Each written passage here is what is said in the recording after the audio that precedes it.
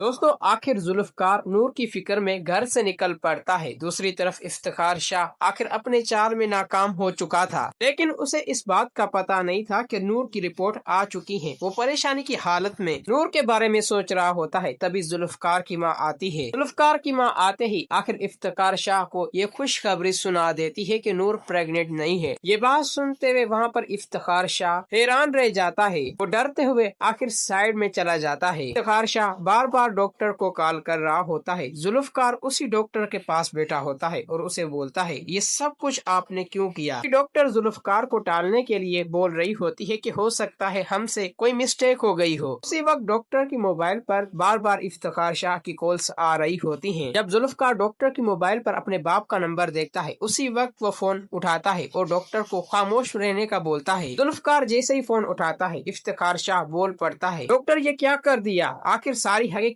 अब सबके सामने आ चुकी है। ये सब कुछ डॉक्टर तुम्हारी वजह से ही हुआ है। मैंने जबकि तुम्हें पैसे भी दिए थे कि आखिर ये बात किसी को भी पता नहीं चलनी चाहिए, आपने तो कुछ हैंडल ही नहीं किया। ये बात सुनते हुए वहाँ पर जुल्फकार शाह बोलता है, पापा अब घबराओ मत, मैं आ चुका हूँ, मैं सब कुछ घर आके हैंडल करता हूँ। ये बात सुनते हुए वहाँ पर इफ्तिखार शाह डर जाता है। जुल्फकार उसी डॉक्टर को लेकर आखिर घर की तरफ निकल पड़ता है। दूसरी तरफ अंजुम आखिर अरुष्मा की बातें दिल पे ले लेती है। अंजुम परेशान होती है। उसी वक्त अंजुम वहाँ पर परेशानी की हालत में फराह को आवाजें देने लगती है। वहाँ पर अंजुम की तबीयत खराब हो जाती है। फराह जब अंजुम की तबीयत खराब देखती है, फराह दौड़ी चली आती है सालार के पास। सालार अपने रूम में बैठा होता है। फराह आते ही सालार को बोलती है, सालार फुफो की तबीयत बेहद खराब है। ये बात सुनते हुए सालार बोलता है, आखिर तुम क्यों मजाक कर रही हो? तुम्हें सिर्फ मेरे रूम में आने का बहाना चाहिए था। सालार की ये बात सुनते ही वहाँ पर फराह शोर मचाना शुरू कर देती है और बोलती है, सालार मुझे छोड़ो, तुम मेरे क्यों बेइज्जती कर रहे हो? तभी सालार आखिर फराह के दो पट्टे में पकड़ लेता है और उसे बोलता है, ये कौन सी बदतमीजी है तुम्हारी? उसी वक्त अंजुम और अरुष्मा एक साथ आ जाते हैं। जैसे ही अरुष्मा सालार के हाथ में फराह का दुपट्टा देखती है, ये सब कुछ देखकर अरुष्मा गुस्से से भड़क उठती है, सालार को थप्पड़ मारती है और बोलती है, अभी और इसी वक्त मुझे डिवोर्स दो, मैं तुम सबकी चाल समझ चुकी हूँ। आखिर तुम्हारी माँ भी सालार तुम्हारे साथ मिली हुई है, पहले नूर और अब उसकी बहन ये फराह, तुम लोग चाहते क्या हो? सालार वहाँ पर डर जाता है और बोलता है, अरुष्मा जैसा तुम समझ रही हो ऐसा कुछ भी नहीं है। तभी वहाँ पर अरुष्मा बोलती है, सालार अभी और इसी वक्त मुझे डिवोर्स चाहिए। दोस्तों, अरुष्मा गुस्से में आकर घर छोड़कर चली जाती है। जुल्फकार की माँ जैसे ही जुल्फकार के साथ डॉक्टर देखती है, वो हैरान रह जाती है। डॉक्टर आते ही इफ्तिखार शाह डर जाता है। वहाँ पर जुल्फकार बोलता है, डॉक्टर आप सबको बताओ कि आखिर हकीकत क्या है? जिसकी वजह से वहाँ पर डॉक्टर बोल पड़ती है कि आखिर इफ्तिखार शाह ने मुझे पैसे दिए थे कि मैं आपको नूर की झूठी रिपोर्ट बना के दूं कि वो प्रेग्नेंट है। ये बात सुनते हुए वहाँ पर जुल्फकार अपने बाप को बोलता है, आपने मेरे साथ ऐसा क्यों किया? आपने इतना बड़ा झूठा इल्जाम मेरी नूर पे क्यों लगाया? जिसकी वजह से वहाँ पर इफ्तिखार शाह बोलता है, जुल्फी तुम्हें पता भी है कि आखिर तुम्हारी वजह से मुझे कितना नुकसान उठाना पड़ रहा है। तभी वहाँ पर जुल्फकार की माँ आती है, इफ्तिखार शाह को थप्पड़ मारती है और बोलती है, तुम अपने नुकसान की वजह से अपने बेटे की जिंदगी तबाह और बर्बाद कर सकते हो, ऐसा मैंने कभी भी नहीं सोचा था। आज से तुम इस घर में हरगिज नहीं रहोगे, बल्कि तुम अपने जाके बिजनेस संभालो। जैसे ही इफ्तिखार शाह ये बात सुनता है, उसे हार्ट अटैक आ जाता है। उसी वक्त वहाँ पर जुल्फकार आखिर इफ्तिखार शाह को डॉक्टर के साथ लेकर हॉस्पिटल निकल पड़ता है। वहाँ पर जुल्फकार बेहद परेशान होता है। अभी वहाँ पर नूर आती है, जुल्फकार को हौसला देने के लिए बोलती है, जुल्फकार आखिर आप परेशान मत होएं, सब कुछ ठीक हो जाएगा। वहाँ पर जुल्फकार नूर से माफी मांगता है और उसे गले लगा लेता है। नूर को एक खुशखबरी सुनाता है, नूर जैसे ही पापा ठीक हो जाएंगे हम एक ट्रिप पे चलेंगे। ये बात सुनते हुए वहाँ पर नूर बेहद खुश हो रही होती है।